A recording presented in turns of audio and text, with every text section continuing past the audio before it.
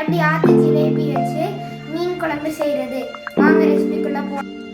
First மசாலாவுக்கு தேவையான பொருட்கள் 4 ஸ்பூன் மல்லி, 6 வரமிளகாய், அப்புறம் ஒரு மூடி முத்தின தேங்காவை நல்லா துருவி வச்சுக்கலாம். ஃபஸ்ட்டு அடுப்பை ஆன் பண்ணிக்கலாம்.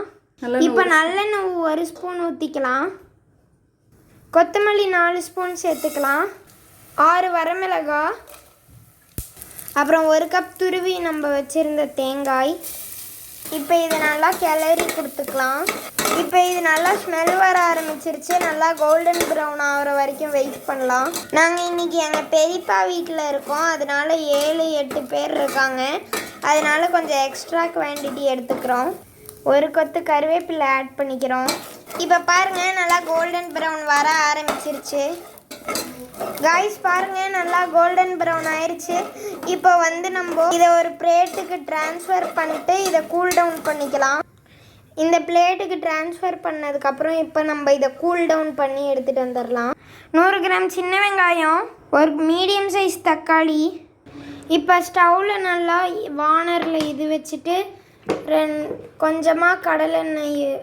இப்போ ஸ்டவ்வில் எண்ணெய் ஆட் பண்ணிட்டோம். இப்போ நம்மளோட வெங்காயத்தை இதுக்குள்ளே ஆட் பண்ணிக்கலாம். இப்போ வெங்காயம் நல்லா சூடாயிருச்சு. இப்போ ஒரு தக்காளியை 2ஆல் கட் பண்ணி வச்சுருக்கோம், அதை ஆட் பண்ணிக்கலாம். 1 கொத்து கருவேப்பிலை போட்டுக்கலாம். 1 ஸ்பூன் தேங்காய் எண்ணெய் யூஸ் பண்ணிக்கலாம். இப்போ இது நல்லா கோல்டன் ப்ரௌன் ஆயிடுச்சு. இப்போ ஸ்டவ் ஆஃப் பண்ணிக்கலாம். இப்போ இதில் கொஞ்சம் சீரகமும் மிளகும் ஆட் பண்ணிக்கலாம். 1 ஸ்பூன் வீட்டில் வச்ச மிளகாத்தூள். இப்போ நம்ம 2 இதையும் நல்லா ஃபைன் பேஸ்ட்டாக அரைச்சிக்கலாம். இப்போ நம்ம அரைச்சி வச்ச 2 பேஸ்ட்டையும் எடுத்துக்கலாம். 4 தக்காளி, 20 பல் பூண்டு, 100 கிராம் வெங்காயம், கொஞ்சமாக கருவேப்பிலை, அப்புறம் சோம்பு, வெந்தயம் 1/4 ஸ்பூன். அடுப்பை பற்ற வச்சுக்கலாம். 3 ஸ்பூன் நல்லெண்ணெய், 3 ஸ்பூன் தேங்காய் எண்ணெய். தாளிப்புக்கு தேவையான பொருட்கள் சோம்பு, அப்புறம் வெந்தயம்.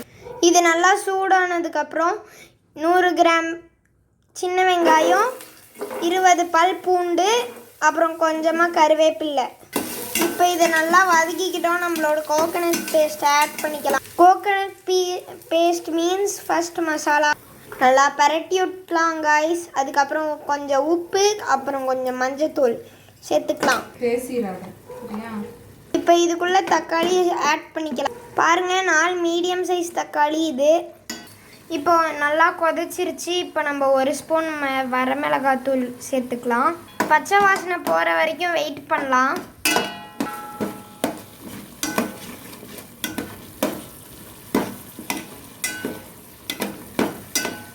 இப்போ இதுக்குள்ளே செகண்ட் பேஸ்ட்டையும் ஆட் பண்ணிக்கலாம்.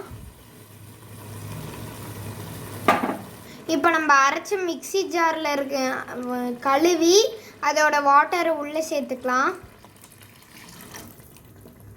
இப்போ தேவையான அளவு உப்பு ஆட் பண்ணிக்கலாம். இப்போ இதை மூடி வச்சுக்கலாம், நல்லா கொதிக்கட்டும். இப்போ வாங்க கைஸ் ஓப்பன் பண்ணி பார்க்கலாம்.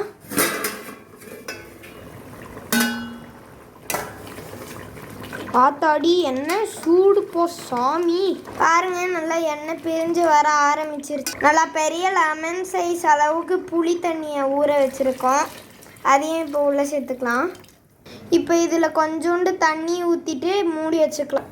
இப்போ நியர்லி 5 மினிட்ஸ் ஆயிடுச்சு. நல்லா கொதிச்சிருச்சு. இப்போ நம்மளோட ஜிலேபி மீனை இதுக்குள்ளே ஆட் பண்ணிக்கலாம். இப்போ மீன் தண்ணியில் கொதிக்கிற மாதிரி குழம்புக்குள்ளே கொதிச்சுக்கிட்டு இருக்குது. அடுப்பை சிம்மில் வச்சு தான் ஆட் பண்ணோம், அதுதான் இதோட மெயினு. இப்போ நம்ம அடுப்பை சிம்மில் வச்சு தான் ஆட் பண்ணிகிட்ருக்கோம். நாங்கள் எங்கள் பெரியப்பா வீட்டில் இருக்கோம், அதனால 7 to 8 பேர் சாப்பிட்ற அளவுக்கு நல்லா நிறையா சமைச்சிருக்கோம். இன்றைக்கி நல்லா விருந்து தான் எங்கள் எல்லாத்துக்கும். மீன் உள்ளே போட்டதுக்கப்புறம் கரண்டி வச்சு கிண்டக்கூடாது, அப்புறம் மீன் எல்லாம் உடஞ்சிரும். இது சாதத்துக்கும் தோசைக்கும் செம்ம சைடிஷ்ஷு. அதோட சதையும் குழம்பையும் தொட்டு சாப்பிட்டு பாருங்கள், அன்றைக்கி சொர்க்கத்தை மீட் பண்ணிட்டு வந்த மாதிரி இருக்கும். இது நல்லா 3 மினிட்ஸ் ஆயிடுச்சு. இப்போ கண்ணெல்லாம் மீனை விட்டு வெளில வந்தால் நல்லா வெந்திருக்குன்னு அர்த்தம். பாருங்கள் பீஸ் எப்படி இருக்குன்ட்டு அட்ராக்டிவாக. இப்போ அடுப்பை ஆஃப் பண்ணிக்கலாம். கண்ணெலாம் நல்லா வெளில வந்துருச்சு. 1 மணி நேரம் நல்லா வெயிட் பண்ணி சாப்பிட்டோன்னே வச்சுக்கோங்க, மீனுக்குள்ளே இருக்க சதை அப்படியே கொஞ்சமாக அந்த குழம்பு அப்சர்வ் பண்ணிக்கும். செம்ம டேஸ்ட்டாக இருக்கும். ட்ரை பண்ணி பாருங்கள். தேங்க்யூ ஃபார் வாட்சிங். இந்த வீடியோவை மறக்காமல் லைக் அண்ட் சப்ஸ்கிரைப் பண்ணி ஷேர் பண்ணி கமெண்ட்ஸ் பண்ணுங்கள். எங்களுக்கு ஒரு நல்ல மோட்டிவேஷனாக இருக்கும். See you in the next video. Bye bye friends.